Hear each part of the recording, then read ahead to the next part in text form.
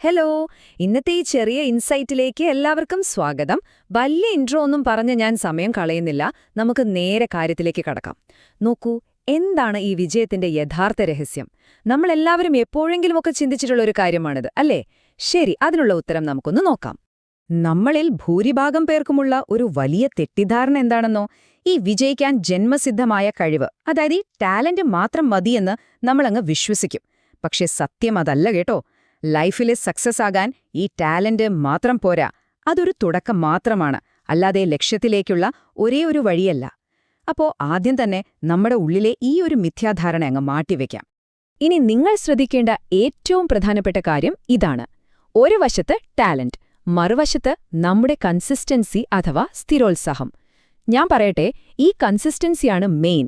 നിങ്ങൾക്ക് എത്രമാത്രം കഴിവുണ്ട് എന്നതിലല്ല, മറിച്ച് ദിവസവും നിങ്ങൾ എത്രത്തോളം അതിനായി നിരന്തരം പരിശ്രമിക്കുന്നു എന്നതിലാണ് കാര്യം. അച്ചടക്കമില്ലാത്ത ഏത് വലിയ ടാലന്റിനെയും ഈ സ്ഥിരോത്സാഹം എപ്പോഴും തോൽപ്പിക്കും. അതാണ് യാഥാർത്ഥ്യം. ഇതാണ് നമ്മുടെ വിജയമന്ത്രത്തിന്റെ അടിസ്ഥാനം. ദിവസവും വലിയ വലിയ മാറ്റങ്ങളൊന്നും വരുത്തണം എന്നാരും നിങ്ങളോട് പറയുന്നില്ല. മറിച്ച് വെറും 1%, അതെ, ഡെയിലി വെറും 1% ഇംപ്രൂവ് ചെയ്യുക. ഇന്നലത്തെ നിങ്ങളെക്കാൾ വെറും 1% മാത്രം ഇന്ന് മെച്ചപ്പെടാൻ ശ്രമിക്കുക. കേൾക്കുമ്പോൾ ഈ ചെറിയ മാറ്റം വളരെ നിസ്സാരമായിട്ട് തോന്നാമല്ലേ? പക്ഷേ ഇതിന്റെ ആ ഒരു കോമ്പൗണ്ടിംഗ് എഫക്റ്റ് ഉണ്ടല്ലോ, അത് ശരിക്കും അവിശ്വസനീയമാണ്.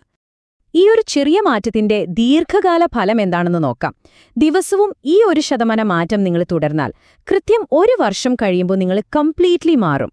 അതായത് 365 ദിവസത്തെ ആ നിരന്തരമായ പരിശ്രമം നിങ്ങളെ ഇന്നുള്ള വ്യക്തിയിൽ നിന്നും തികച്ചും വ്യത്യസ്തനായ വളരെ മികച്ച ഒരാളാക്കി മാറ്റും.